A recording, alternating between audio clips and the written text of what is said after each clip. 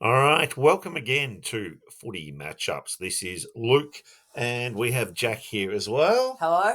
And we are going to be going through the ranking of the footy matchups, ranking through the players from 46 to 1. And we're looking first up at the it's you always get one, the Sydney Port Adelaide game, which didn't quite live up to, well, I would, could almost argue it did live up to expectations of what we expected, but not the most flattering game. I think the Port started well, and then the Swans really put the foot down, and it was over pretty early.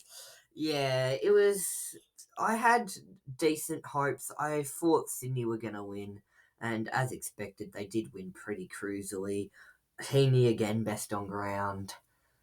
He is unstoppable at the Yeah, moment. he is. I think it's no giveaways to say that he was the. I mean, you'd say maybe he dropped slightly down from the perfection of the Giants game, but geez, it wasn't far off. He was fantastic, and we will get to them when we look at the top five players on the ground. But as we do, look, we're going to get straight into it, looking through the list, which we'll bring up on the screen. We're breaking them down into the brackets. But we're first looking at players 41 through 46.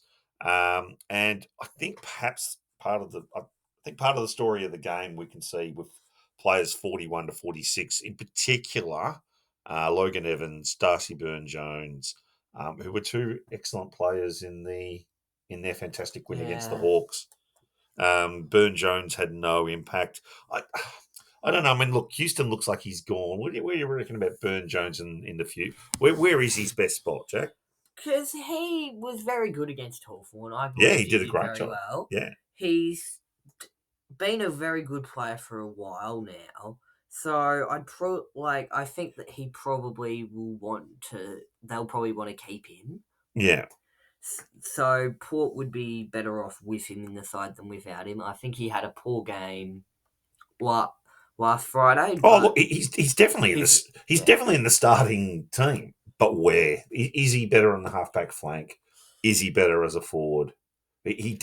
For me, both sides of the ground he can go missing. His best foot is great, but he can go missing. Yeah, it it can almost be they switch it up depending on how he's going. So if he's doing well in the forward line, keep him in the forward line.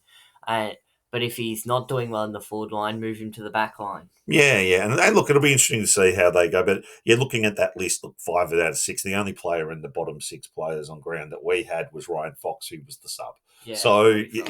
who you almost you don't rate. And then we go on to the next lot of 5, and again, all bar. And I have a chat about Brody Grundy because he's my Norm Smith tip, but we had him ranked in as really the worst Sydney player out there because Ryan Fox was low ranked because he was the sub, but Yeah, he was pretty much the worst Swan player out there.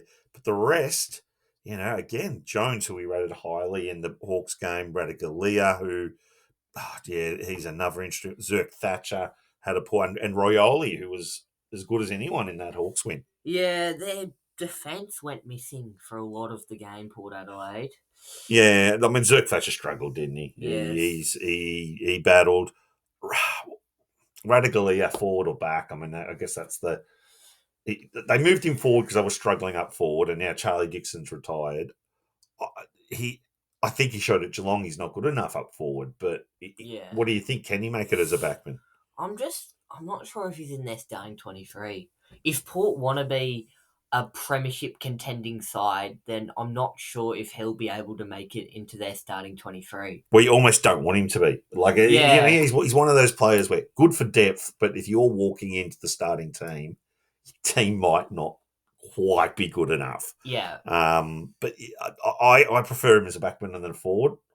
But they do have Aaliyah and Radaglia and Zerk Thatcher, and I'm not sure if any of them are great one-on-one players. They can zone off, but can you have 3 guys? I know Zerk Thatcher probably shouldn't be the zone off guy, but I feel he is. yeah. I feel their defense can struggle at times against teams that might not even have great forward lines, such as Collingwood. they fell apart in that Collingwood game and a few other games as well. Yeah, Like disappointing. Geelong. Disappointing, Grundy. He's. I think I would not be shocked if he's carrying an injury. I just his form at the start of the year. He was the All Australian ruckman in the first half of the year, but yeah. As I just he was touched up by Jordan Sweet. Yeah, Yeah, he struggled against John Sweet. even Dixon I thought was getting the better of him. Yeah, I've always rated John Sweet as a ruckman, but he wasn't great. I wouldn't be surprised if he was carrying an injury. He is decently old though. Like he is getting on. Oh yeah, yes, and yeah. So he's definitely in the senior part of his career. That is for sure. Look, the next lot of players. Look, I think they were. I think Bergman was under the pump. That might be a harsh. Georgiades, he couldn't. And again, Can't back it up. well, look, I think also the delivery inside the forward 50. Oh, some of their kicking. Oh, From man, the it midfielders. was pretty terrible. And the SCG, which is that shorter ground, I Georgiades is one I'm very happy to give a pass for because in terms of yes, he had a bad game, but when they're kicking it like that, Georgiades is your best forward. Don't be bombing it on their head all day. No. That was so he almost gets punished for the poor ball movement. Yeah, I'll forgive him for that. Yeah. Jordan, look, I don't think he had a real um, clear cut opponent against Port. He's got a clear cut Yep. opponent this week. He's got look. I think Jordan could be one of the most crucial players this week. If he locks down Neil, they win. Yeah. Lachie Neale's one of the best players in the AFL currently, so if he was able to lock him down, then they probably win. Yep. Looking at the next lot of players, 30 to 26. Look, I thought all these players were okay. I don't think any of them were brilliant. I actually thought Dixon was solid. Yeah, he Yeah. wasn't the worst. Burgoyne wasn't horrible, but he got outmarked by Heaney multiple occasions. Yeah, notable player in there, Zach Butters. Yeah, Zach, but he needed to be in the top 10 for them to be winning, didn't he? Yeah. Yeah, but he was clearly carrying an injury, and yeah, good on him. Like it's actually one of those ones where you go, when Zach Butters is the 26th best player on the field, it shows the quality that he's injured. Yeah. Like you just know that's the case. Next one, look, Ollie Wines.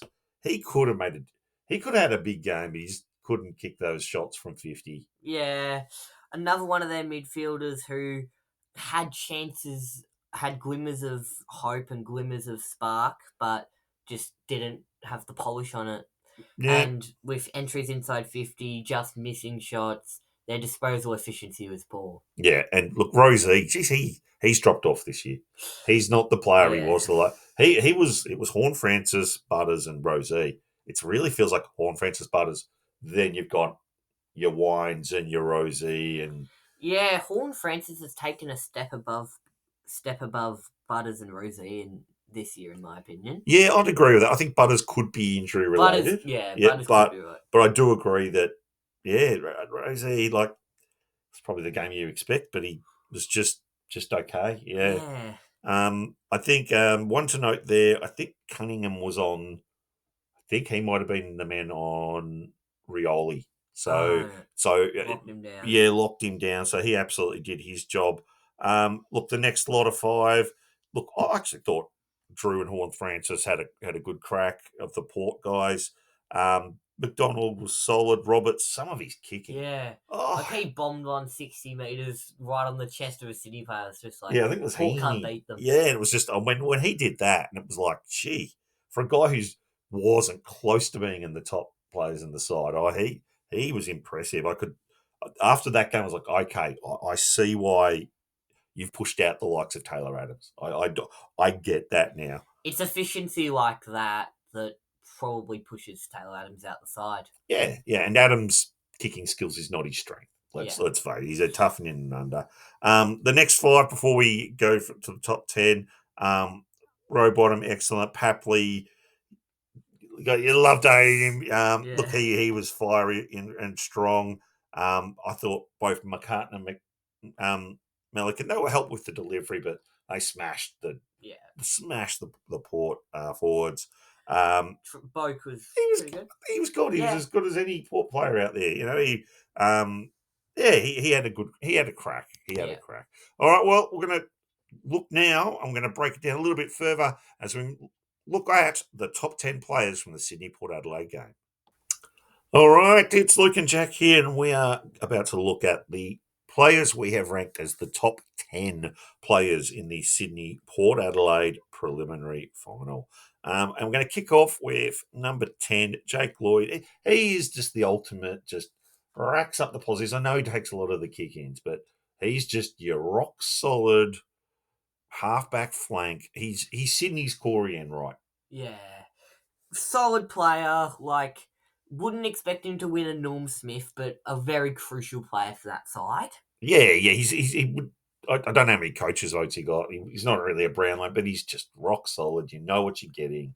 Doesn't make too many mistakes. Racks up the posies, and I thought he was strong. That Sydney defence really killed. They were losing. They were losing some of the clearances, but I thought they actually did a great job from the back line. Yeah, I would agree with you there. Yeah. Two port. So Alir. His first quarter was fantastic. Yeah, he kept them in that game. Yeah, in that first half. He was fantastic. His ability. Look, he probably struggled to maintain it in the second half, but there's no more. I think he looks better without Radaglia down there. I think it works well having that one guy who can zone off and be the intercept marker. But it's a tough. But yeah, I think they do look better. With Jack Lukosius requesting a trade to one of the South Australian and sides. I think Port is the team he will end up at. So he probably pushes out Radaglia in the forward spot and have that more. Yeah, I just don't think Radaglia is going to keep his spot. I think one of Radaglia or Zerk Thatcher makes it. Alir is certain. Yeah, and I think Zerk Thatcher's probably still a better one-on-one player than Radaglia. Yeah. Yeah, but it'll be interesting to see. But yeah, I agree. I think you've got to choose one. Gordon, look, he's probably been overtaken a bit by Warner and Heaney, but I thought he had a better final this game, and he's been a bit quiet in some of the bigger games, but he was better this match. Yeah, he's been a bit quieter recently, ever since Sydney have hit that slump in that later part of the year. He's quieted down. He was very good in that Collingwood game, though, so he has stepped up in big moments when they've needed him. He was good late in that game, but he took a while. But I think he kicked the winning goal in that game. So just having a look quickly at his stats. So 592 metres gained. That's a big one, and 7 inside 50s. So that's more like the kind of numbers you want to see from him. And yeah, he was, I wouldn't say he's back at his best, but he was definitely a lot better. The highest ranked Port player, Jordan Sweet. Yeah, he was great. He was fantastic. Yeah, I'm going to notice. Sorry, I've skipped Dean Rampy. So Dean Rampy at 7. Fantastic intercept marking play. He was fantastic. Yeah, he was very good for Sydney. Down back, just taking intercept marks. Bit lucky not to be suspended. Yeah, I personally, when he first did that, I'm like, oh, he's out for a week here. But, yeah, probably would have been in round 21 or 2, but yeah, he's but no, he was good. He was a crucial player to that back line. Back to Jordan Sweet because I want to talk about him. Yeah, killed Grundy. Killed Grundy, and as he had a great week the previous week against Lloyd Meek, who I rate highly. And he wasn't horrible against Stanley in that week one. He was one of their okay players. Yeah, and look, if they were winning, Port were getting the first touch of the footy, but it was just the Cats were running over. But no, he is one Port player whose status has gone up. Interesting that Ivan Soldo has already requested a trade away from Port Adelaide because I think Sweet has shown that he is clearly Port Adelaide's number one ruckman. But the top 5 players, I think we agree, were all from Sydney. Yeah. Number 5, Nick Blakey. He is crucial to this team. He's run and carry. He had 21 possessions, 628 metres gained, 4 inside 50s from halfback. He's going to be crucial to the weekend. Brisbane need to do a better job than Port in trying to shut his run down. Yeah, would agree with you there.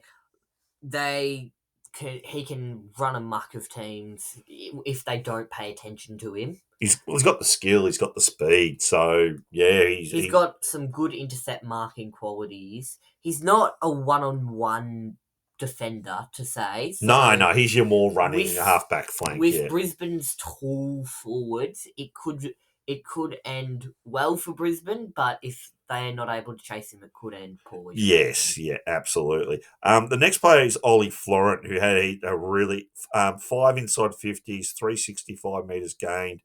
But I was just impressed with the way um, he's clear. Yeah, his ability to get 23 possessions, the speed. He's about Disposal efficiency was disposal. good. Yeah, 82% disposal efficiency, which is fantastic for a final. So yeah, he was clean. And I think even the coaches gave him. I think they may have even rated him even better than that. But I Oh, thought he was fantastic. Number three, Joel Amati. I was starting to the key big Sydney forwards. I was starting to get a bit worried about. Some of my questions have been answered. Look, he probably could have kicked a few more.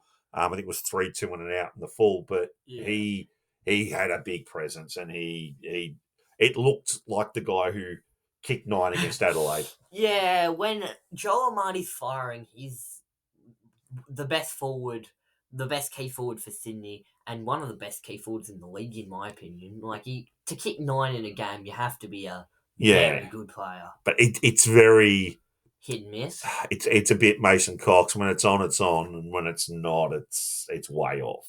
Yeah, it's Um, like having three Mason Coxes on a team. yeah. Look, I think Logan McDonald and Hayden McLean are more that Consistent. fill the role. Amati is, yeah, he's pivotal. He's hit or miss. If he's on, it's going to be very, yeah. I'm not sure if Brisbane's key defenders are good enough to stop Amati when he's on. Oh, see, I'm right.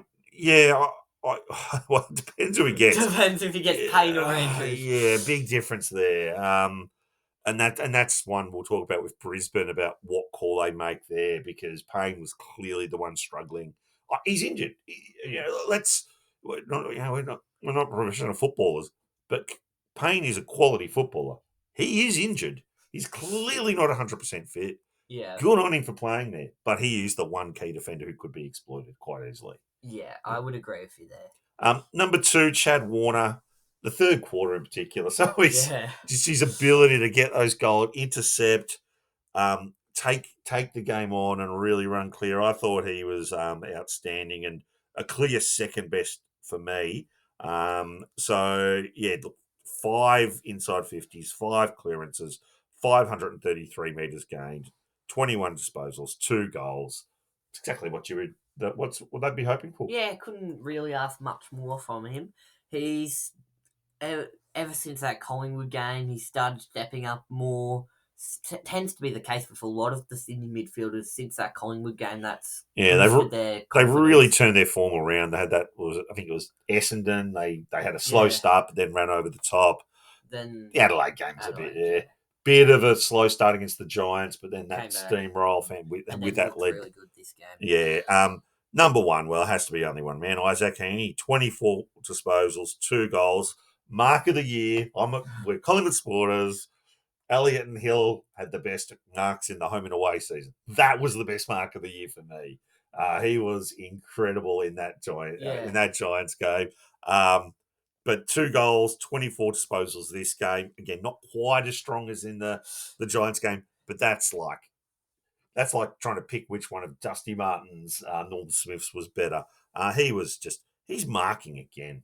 I reckon he outmarked Paul Chase Burgoyne 3 times. He was superb. He is one of, if not, well, he's the informed player in the comp. Yep, He's the favourite for absolutely. Norm Smith. Almost half of the people I know have tipped him for Norm Smith. And fair enough. I mean, he's just been fantastic. 24 possessions, 2 goals, 6 tackles. Like, that's the thing. He's doing the hard stuff too. 2 contested marks, 6 clearances. Yeah, he's the informed player, and he's probably alongside Lockie Neal, the key player to the game this Saturday. Yeah. I think they'll probably try and put Dunkley on him to stop him. Yeah, yep. I think that'd be a good call. Because you can't leave him untagged. No. He's playing in such good form. He's back into that start of the year form. Yeah. Yeah, and look forward to chatting more. We're going to end this video here, but we will also be talking the ranking of the classic Geelong Port Adelaide game, and look out for our breakdown of the grand final matchups. Yeah, Geelong Brisbane. Geelong Brisbane coming up. Breakdown. We'll see you soon.